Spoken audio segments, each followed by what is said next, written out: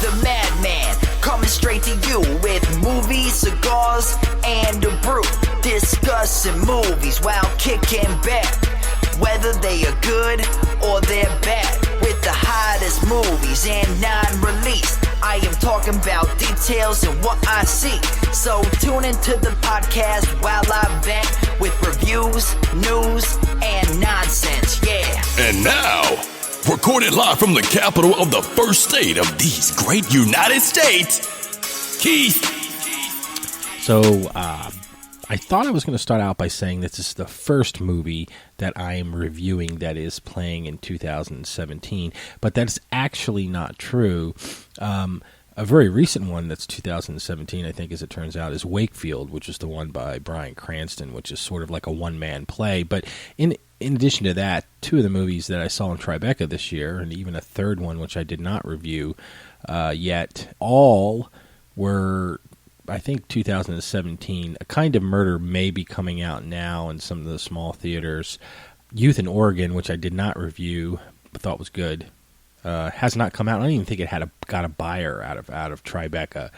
And then the third one was The Devil in the Deep Blue Sea, which I think that's the one that's got Arya in it.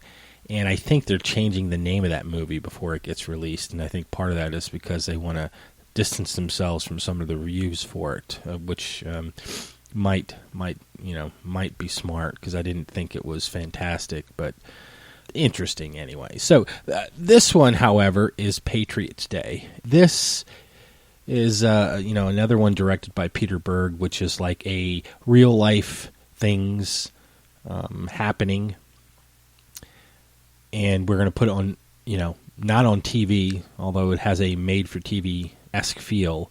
And it seems a little bit odd because this is, taking, into account the 2013 marathon bombing in Boston. That is pretty recent. It almost felt like it was too soon to do it. However, they have a fantastic cast assembled for this. Obviously, I think a lot of the people in it probably had some connection to Boston or some love for it, or just wanted to be involved in this project. Obviously, Mark Wahlberg being the star in it, John Goodman, J.K. Simmons, Kevin Bacon, Micheal Monaghan, Micheal Beach, Alex Wolff, and Themo Melikidze are in this movie starring. Basically, Mark Wahlberg's character plays a fictional police detective, Tommy Saunders.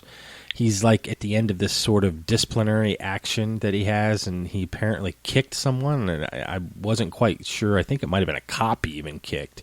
But he's made to work at the finish line of the Boston Marathon as sort of like a punishment, because he's got to put on the little yellow vest, and he's got to wear street blues, which I guess as a detective he doesn't normally do. So you kind of couple this in, and later it's revealed that he is apparently the only guy that knows this area of Boston, or is very key with his information. So he ends up being very central in this story, though in reality this guy didn't even exist. You have to kind of just know that.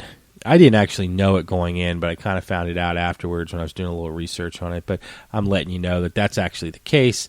A lot of the other people that are in here were real, and the people that they played.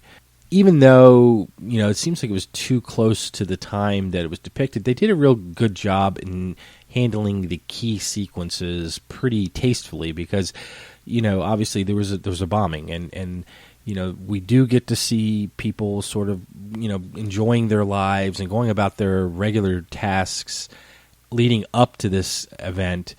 It wasn't in your face. They didn't overdo it. They didn't make the bombing bigger than it was. They allowed it kind of to be kind of subdued. And I believe, even though they showed people kind of going about their tasks in the morning, preparing for, their day's festivities, whether they were going to see a baseball game and then kind of ended up at the marathon at the end, or even the people that were actually doing it, it was done fairly tastefully. It didn't feel like it was too over the top. You see the bombers, watching jihadist videos while they're eating cereal, and One of them has a kid and a wife who's sort of apparently a convert to Islam. So it was definitely a movie that adheres to the historical account, but doesn't go too far, beyond that. And to some extent, you look at the movie and you kind of feel like they were checking off all the boxes because they wanted to hit all of these. So the movie is less of a movie than a recounting of events. Unlike other movies where you think that it could have just as easily been made for TV, Sully, Patriots Day manages to keep some tension into it. Sully had this manufactured courtroom procedural that, kind of showcased Tom Hanks as a really nice guy, but you kind of knew this just didn't make any sense because it's basically a way to show the movie seemed like it was basically a way to show Tom Hanks flying this plane and landing in the Hudson, and 4 or 5 different times in different ways.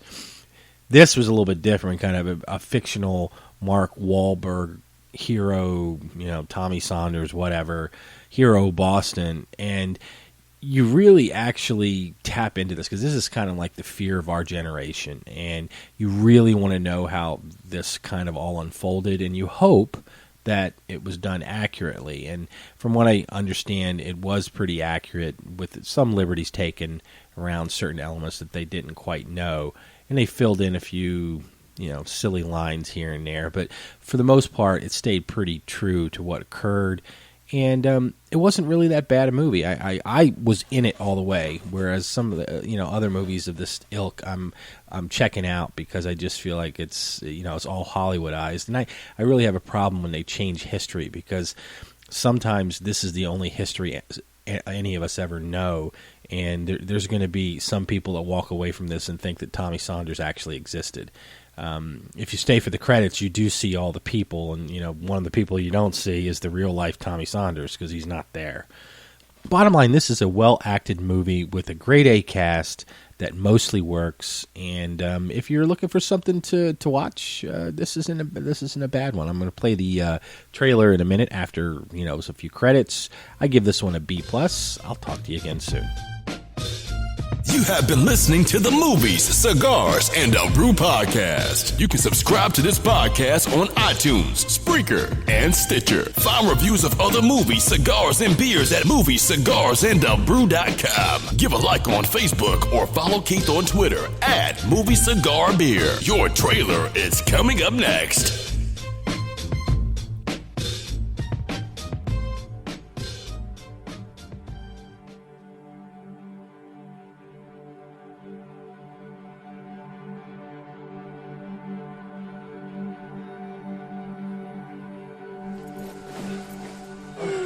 Why are you laughing? It's just... I look like a clown. It's the color.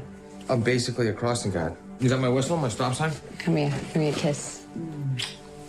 I love you. I love you. Hey, how many times you run this thing? Boston 18, 43 overall. That's impressive, boss.